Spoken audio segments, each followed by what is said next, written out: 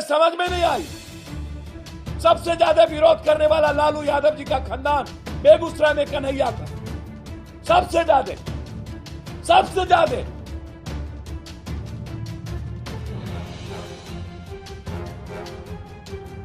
मंच शामिल नहीं करने के लिए गांधी मैदान में याद करिएगा ये लोग कैसे गिर-गिर के रंग बदलते हैं और आपको कैसे दोगलई में फंसाते हैं।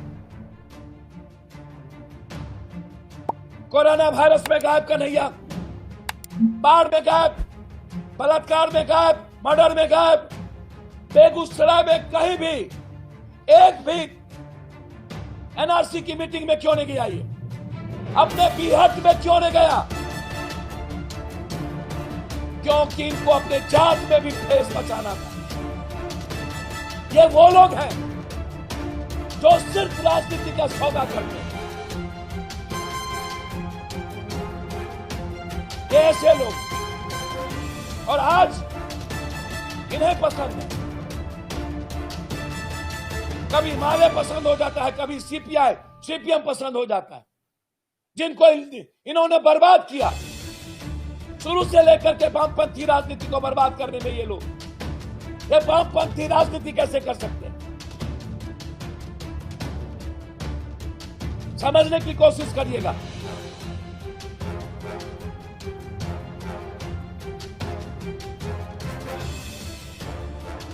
एक 160 सभा करने वाला क्या गाली नहीं सुने थे?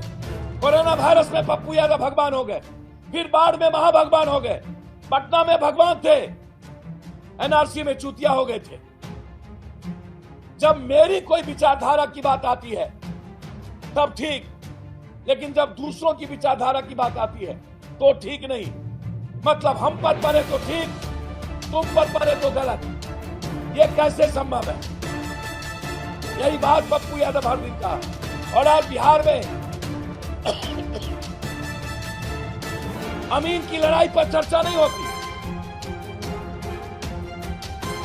आज बिहार में दंत चिकित्सक पर चर्चा नहीं होती, नर्स पर चर्चा नहीं होती, सिपाही बहाली पर चर्चा नहीं होती।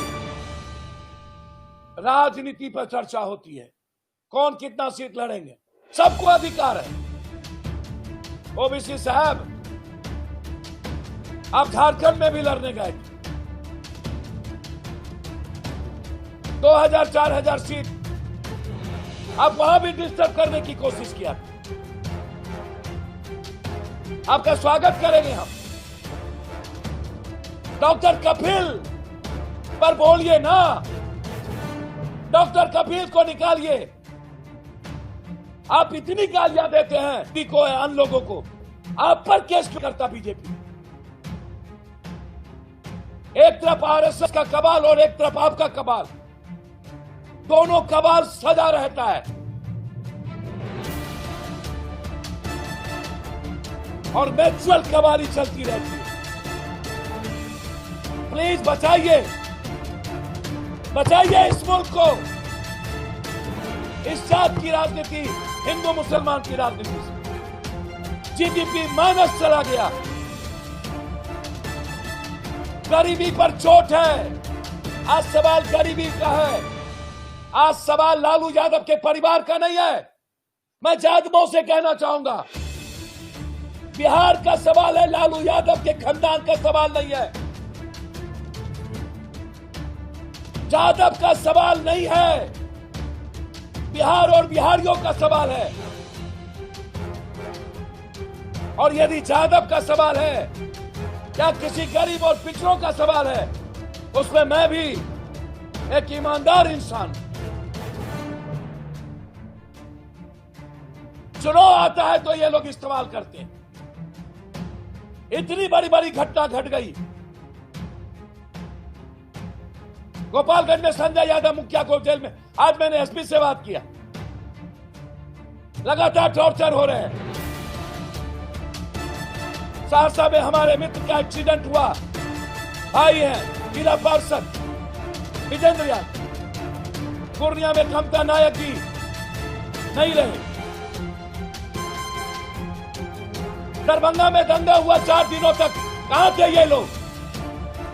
कहां थे लालू यादव का खानदान? कहां थे ये सेक्युलर लोग? वहां पप्पू यादव और वोट की बारी आए, क्या कहना चाहते हैं आप?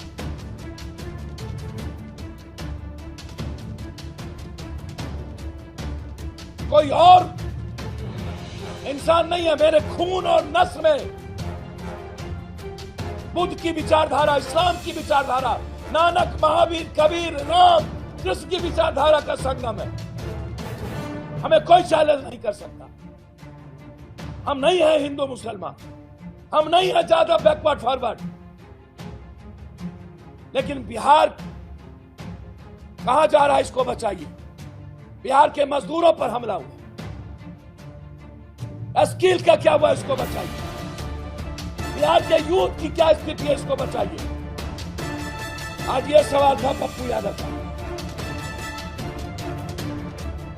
बिहार में कोरोना के नाम पर लूट मची हुई है। नीतीश, मैंने कहा कोरोना 8,400 करोड़ रुपया लूट लिया। प्राइवेट आईटीआई में काम करने वाले अनुदेशक के लिए भी सरकार परिवार के लिए मांग करे, निश्चित रूप से मांग करनी चाहिए। अनुदेशक शुभम विकास कुमार यार SP UP for SSC railway student. Sir अब तो सब कुछ बिक रहा है जनाब। एसएससी की जिसकी चिंता है, पूरी की पूरी नौकरी आपको मारने की ही तो तैयारी है पूरे दुनिया में। ये जो जीडीपी -9 और मन की बात में कभी आप आते हैं क्या? इसके सबसे ज्यादा गोदी मोदी तो आपने ही किया। आज पूरी की पूरी कोचिंग पैसा से खरीद लिया मोदी की पूरी सरकार को। आप बोलते हैं प्रशांत सिंह भैया 300 से 60 संस्कृत विद्यालय वेतन नहीं दिया गया। संस्कृत विद्यालय हो या मदरसा, किसी को वेतन नहीं मिल रहा है। चाहे वित्त रहित शिक्षक, 2 तारीख को वित्त रहित शिक्षक के आंदोलन में मैं रहूंगा और हमारी सरकार आएगी तो 3 महीने के अंदर वेतनमान और नियमित करूंगा वित्त रहित शिक्षक को। मदरसे और संस्कृत विश्वविद्यालय